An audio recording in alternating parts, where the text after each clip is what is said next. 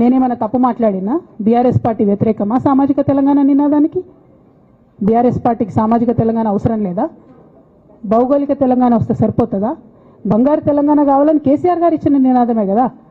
బంగారు తెలంగాణ అంటే ఏంది? హరీష్ రావు ఇంట్లో బంగారం ఉంటే, సంతోష్ రావు ఇంట్లో బంగారం ఉంటే బంగారు తెలంగాణ అవుతుందా? కాదు కదా. ప్రతి ఒక్క సమాజం బాగుంటేనే బంగారు తెలంగాణ అవుతుంది.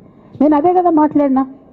దానికి ఇష్టం వచ్చినట్టు నా మీద స్టోరీ లేపిస్తే నేను భవన్లో పోయి కూర్చొని బాజాప్తా, ఎక్కడో కాదు, బయట ప్రెస్ మీట్ పెట్టలేదు, ఏ ప్రెస్ క్లబ్లో పెట్టలేదు, డైరెక్ట్గా తెలంగాణ భవన్ నా ఆఫీస్ అండి, నా పార్టీ భవన్లో పోయి కూర్చొని నేనేం చెప్పినా? నా మీద కుట్రలు జరుగుతున్నది, నా మీద విషప్రచారం జరుగుతున్నది అని చెప్పిన. నేను రామన్నను బుజ్జగించి గడ్డం పట్టుకొని అడుగుతా ఉన్నా, అన్న నీ చెల్లెని,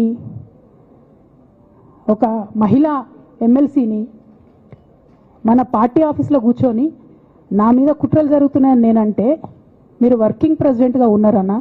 ఫోన్ చేయరా అన్న నాకు? ఏమైంది బేటా, ఎందుకు బాధపడుతున్నావు అని ఫోన్ చేయరా?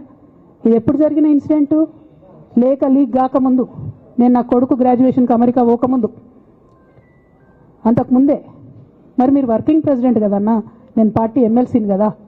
చెల్లెలు అన్న బంధుత్వాలు పక్కన పెడదాం ఒక్క నిమిషం. ప్రొఫెషనల్ సెటప్లో ఒక పొలిటికల్ పార్టీలో ఒక మహిళా ఎమ్మెల్సీ భవన్లో కూర్చొని నా మీద కుట్రలు జరుగుతున్నాయంటే మీరు మాట్లాడినరా అన్న? 103 రోజులు అయిపోయిందన్న ఇయ్యాలటికి, ఒక్క మాట మాట్లాడినరా? కేసీఆర్ గారు దగ్గర నుంచి కమ్యూనికేషన్ రావాలని నేను ఎక్స్పెక్ట్ చేయలే. వారు పెద్దవారు, వారికి అనేకమైన పనులు ఉంటాయి. మొత్తం పార్టీని ఇప్పుడు పునర్నిర్మించుకోవాల్సిన అవసరం ఉంది. తెలంగాణకు జరుగుతున్నటువంటి అన్యాయాన్ని వారు ఎప్పటికప్పుడు దిశానిర్దేశం